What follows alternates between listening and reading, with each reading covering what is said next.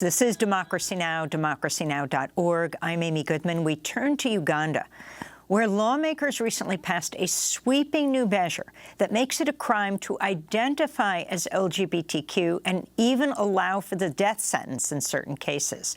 The bill declares all same-sex conduct as non-consensual, makes it a crime to, quote, promote homosexuality, and forces all residents of Uganda, including family members and doctors, to report anyone who's in a same-sex relationship.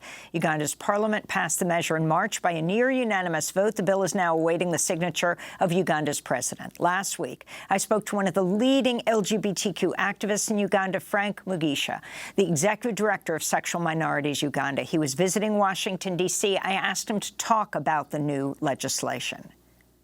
The legislation that has been passed by our parliament, that is pending the signature of the president, is one of the most extreme legislations, anti-gay legislations, to be passed in Africa.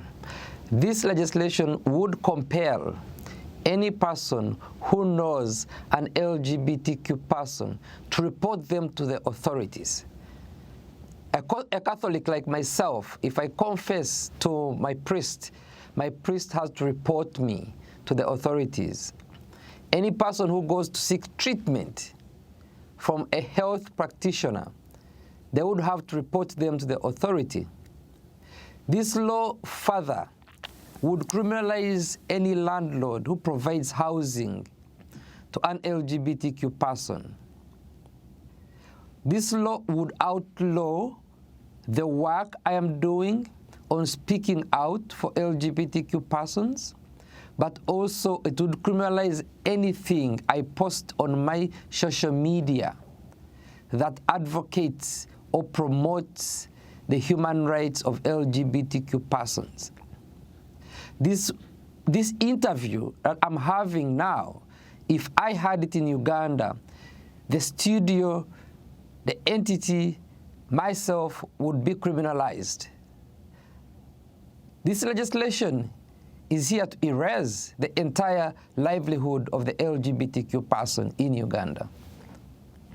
Where does the death penalty fit into this, Frank Mugisha? The death penalty, first of all, it's important to note that the initial text of the bill did not have the death penalty. To show you how extreme the members of the Ugandan parliament are, the death penalty was introduced during the debate. The death penalty would criminalize any person who engages in sexual acts with a minor or if someone is in authority. But let us not confuse the death penalty for only punishing people, pedophiles, or people who abuse children. The death penalty would criminalize any person who is a serial offender. It means that any person who breaks the law more than once under this legislation would be criminalized. If a landlord rents out their premises to a person who is known or perceived to be LGBTQ, and they are convicted under this law more than once, they are defined as a serial offender. If any LGBTQ person who is living their life in Uganda breaks the law more than once, that could be speaking out, that could be identifying as LGBTQ, that could be two consenting adults. But as long as you're convicted more than once, then you become a serial offender and you could be executed. What about two young people, two minors? That's very interesting. This law that the Ugandan member of parliament are saying is here to protect children. This law would criminalize young queer persons, young LGBTQ persons, and I'm saying young LGBTQ persons who are under the age of 18 to 3 years in prison if they identified as LGBTQ. Well, previously we have seen that young people if they identified as LGBTQ, they could get frowned upon, they could get suspended from school or expelled from school. Right now, this law proposes that they should go to prison for 3 years.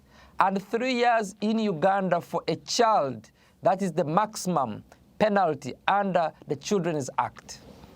Now, already there is a ban on gay sex. Is that right, Frank? There's already a law that criminalizes same-sex acts to life in prison.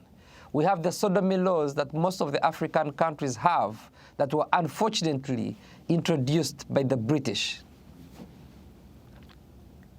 Where is all of this coming from? Talk about the trajectory of this increasing targeting, oppression of the LGBTQ community in Uganda.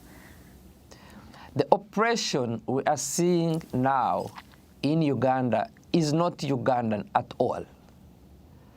The hatred, the radicalization of the Ugandan population to hate and fear LGBTQ persons is not Ugandan at all.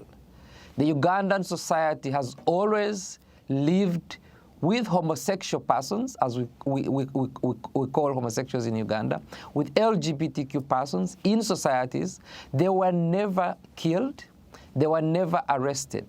The homophobia and transphobia we are seeing towards queer and trans persons in Uganda is from the West.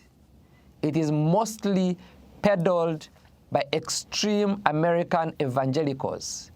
Just last week, we had American evangelicals in Uganda attending a conference that was titled the Interparliamentary Conference on African Values. But the agenda for this conference was anti-gay and anti-gender. In fact, some of the African members of parliament who attended this conference are trying to introduce similar legislation in other countries. For example, Kenya, a member of parliament who attended this conference in Uganda that was heavily supported by American evangelicals, is now trying to introduce a similar legislation in Kenya. We are seeing this anti-gay propaganda and anti-gay legislations moving around Africa. Ghana already has one. We are worried about other countries like Burundi, Tanzania, that could introduce similar legislations. The Washington Post recently ran an article headlined, "The U.S. Connection to Uganda's Kill the Gays Bill." I want to read from the article. It says, in 2020, London-based Open Democracy found that more than 20 American religious organizations advocating against LGBTQ rights, safe abortion, access to contraceptives, and comprehensive sex education had spent at least $54 million furthering their agendas in Africa since 2007. Close to half that figure was spent in conservative, predominantly Christian Uganda alone. That's the piece from the Washington Post. Frank, can you talk more about this, and specifically about the U.S. evangelical pastor Scott Lively, who's told the Ugandan parliament that homosexuality is a Western-imported disease? Scott Lively is an American evangelical pastor. And I'm sure many people in America, in the United States, might not know him. But in Uganda, he's famous. When he first traveled to Uganda and he publicly held meetings with politicians, Ugandan government officials, he told Ugandans homosexuality is a Western agenda that needs to be fought. He introduced Western Western language that was not Ugandan. He introduced language of homosexuals promote homosexuality. He introduced language like homosexuals recruit children into homosexuality. He introduced language, homosexuality is a Western agenda. This was not Ugandan language.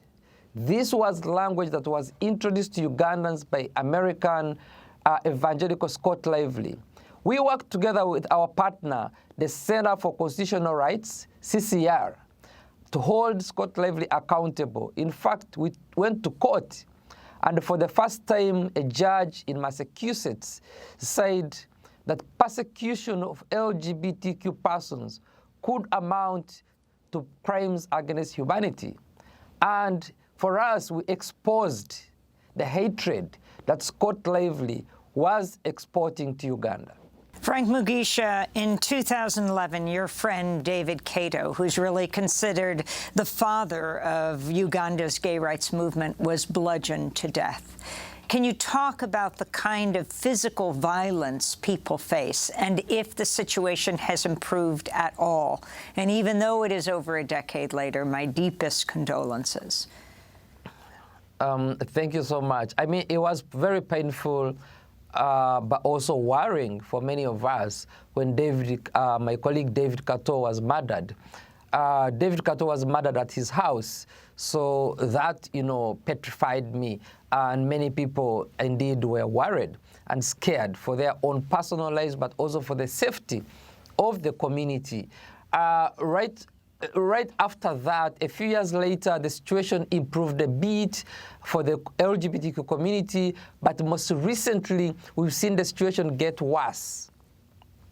Many LGBTQ persons in Uganda have been violated.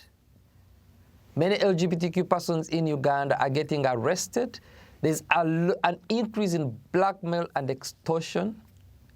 There's an increase of social exclusion. And right now what we're seeing is not only crackdown on LGBTQ persons from law enforcement, but we're seeing harassment from ordinary Ugandans. We are worried that if this legislation is signed, we will see mob justice. We are seeing communities, for instance, raiding schools where perceived LGBTQ persons work. We are seeing workshops and events getting raided. We are seeing people getting arrested for simply and getting undressed. Transgender persons on national television are getting addressed. So the situation has gotten worse in the past year and recent months. You're here in the United States now, lobbying, educating people about what's happening in your country and Uganda and your continent, Africa. I wanted to get your impression of what's happening here. According to the ACLU, there have been 419 anti-LGBT laws introduced in the United States just in this year alone. What message does this send to politicians in Uganda and Africa? That is very good to note. First of all, to see that the issue of homophobia, transphobia, and the backlash the LGBT community is facing is not only an African problem, it's a global problem. So Africa should not be seen as the only, homophobic place, but homophobia and transphobia is happening, and it's increasingly around the world now. The signal that these anti-gay legislations that are being introduced in the United States is sending to Africa is not good, because most and some of the text that we are seeing in some of the legislations, for example, in Uganda and other places in Africa, is similar to the text of the legislations being introduced here. But for African politicians, this is good. This is good for them. They are using that in saying, we can't, even in developed countries, homosexuality is not accepted. And I've seen videos of misinformation and disinformation circulating around, quoting some of the political leaders saying they don't support homosexuality. And, so the politicians in Africa will use anything homophobic and transphobic to try and justify what they are doing. That's Frank Mugisha, one of the leading LGBTQ activists in Uganda, executive director of Sexual Minorities Uganda. Uganda's parliament passed the anti-LGBT measure in March by a near-unanimous vote. The bill is now awaiting the signature of Uganda's president. Visit democracynow.org to see the full interview with Frank Mugisha.